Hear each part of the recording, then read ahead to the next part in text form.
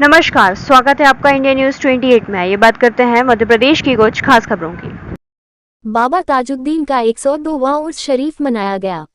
खबर मध्य प्रदेश के जिला नागपुर से, जहां पर बैतूल के हबीब बाबा द्वारा लंगर एवं चादर पेश कर बाबा ताजुद्दीन का उर्स धूमधाम से मनाया। मदारी सिलसिले के पीर हजरत हबीब बाबा द्वारा अपने मुरीदों के साथ नागपुर पहुंचकर नागपुर के शहंशाह हजरत बाबा ताजुद्दीन रहमतुल्लाह अलैह का 102वां उर्स शरीफ धूमधाम से मनाया गया। इस मौके पर हजरत हबीब बाबा तथा उनके मुरीदों द्वारा नागपुर के शहंशाह के आस्थाने पर विशाल लंगर का भी आयोजन किया गया, जिसमें हजारों की संख्या में श्रद्धालुओं ने लंगर रूपी प्रसाद ग्रहण किया। इसके पश्चात हबीब बाबा तथा उनके मुरीदों द्वारा बाबा ताजुद्दीन की दरगाह शरीफ पर अपनी हाजिरी देते हुए चादर शरीफ पेश की। आपको बता दें कि हजरत सैयद ताजुद्दीन बाबा का जन्म सन 1861 में हजरत इमाम हुसैन के परिवार में हुआ था, जो वैश्विक सूफी नक्शबंदी आदेश के संस्थापक बहाउद्दीन नक्शबंदी बुखारी की 10वीं पीढ़ी के वंशज है और 11वीं 12वीं इमाम हसन अस्करी की 22वीं पीढ़ी के वंशज है।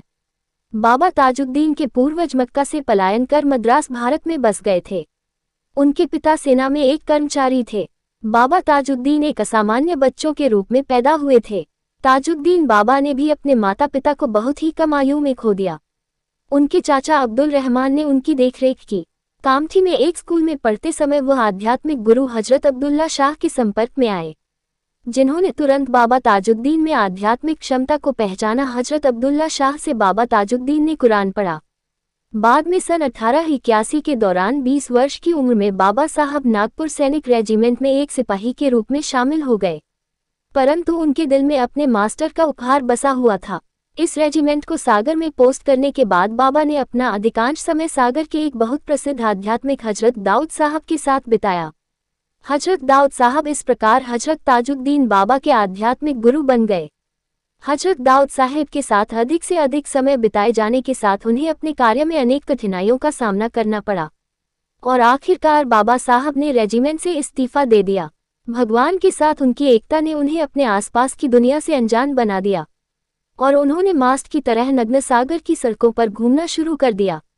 धीरे धीरे उनके रिश्तेदार और दोस्तों को इसके बारे में पता चला और उन्होंने उन्हें कामठी वापस बुलाया।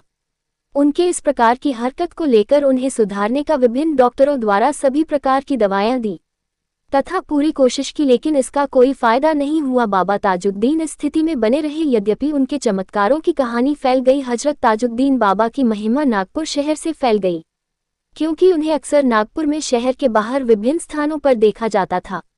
नागपुर में रहते हुए बाबा ताजुद्दीन से अनेक चमत्कार हुए, जैसे एक बार उन्होंने एक मरे हुए कुत्ते को लात मार कर जिंदा कर दिया। एक ही समय अलग अलग स्थानों पर बाबा ताजुद्दीन दिखाई दिए, जैसे अनेक चमत्कार लोगों को दिखाई दिए। सन 1925 तक बाबा लगभग 65 वर्ष के हो गए थे। तब बाबा के स्वास्थ्य में काफी गिरावट आए और महाराज राघव जी राव ने बाबा के इलाज के लिए नागपुर के सर्वश्रेष्ठ चिकित्सकों की सेवाओं का लाभ उठाया, लेकिन इसका कोई फायदा नहीं हुआ। इसके बाद महाराजा राघव जी राव ने अपना महल बाबा ताजुद्दीन के दर्शन के लिए सभी के लिए खोल दिया तथा 17 अगस्त 1925 को बाबा ताजुद्दीन ने इस दुनिया से पर्दा कर लिया। तब से लेकर आज तक नागपुर के ताजाबाद शरीफ में बाबा ताजुद्दीन की मजार पर बड़ी धूमधाम से उनके उर्स मनाया जाता है, जिसमें भारत ही नहीं बल्कि अनेक देश के नागरिक शामिल होते हैं।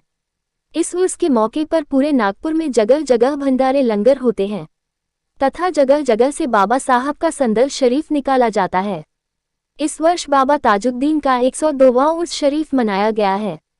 बाबा ताजुद्दीन जिस बगी से चलते थे, वह बगी आज भी कामठी शरीफ में सुरक्षित रखी हुई है तथा जिस पेड़ के नीचे कामठी में बाबा ताजुद्दीन ने अपना अधिकांश समय व्यतीत किया, वह पेड़ आज भी कामठी में स्थित है। इसके अलावा जिस जगह पर बाबा ताजुद्दीन बैठकर मरीजों का इलाज करते थे, वह दवाखाना भी आज कामठी शरीफ में स्थित है तथा जिस जगह बाबा ताजुद्दीन बैठकर लोगों का फैसला करते थे, वह कचहरी भी आज कामठी शरीफ में स्थित है। इसके अलावा बाबा ताजुद्दीन के वक्त की उनकी काफ़ी वस्तुएं एवं सामान आज भी नागपुर तथा कामठी शरीफ में देखने को मिलते हैं। नागपुर में बाबा ताजुद्दीन की दरगाह शरीफ पर प्रतिदिन हजारों की तादाद में सभी धर्म के लोग अपनी हाजिरी देते हैं तथा अपनी मन की मुरादें बाबा साहब के दर से पाते हैं तथा आज भी बाबा ताजुद्दीन की दरगाह शरीफ पर शाम के समय प्रत्येक दिन लंगर का इंतजाम किया जाता है। जिसमें हजारों लोग प्रसाद रूपी लंगर ग्रहण कर रहे हैं। बैतूल से जिला ब्यूरो चीफ मोहन प्रजापति की रिपोर्ट।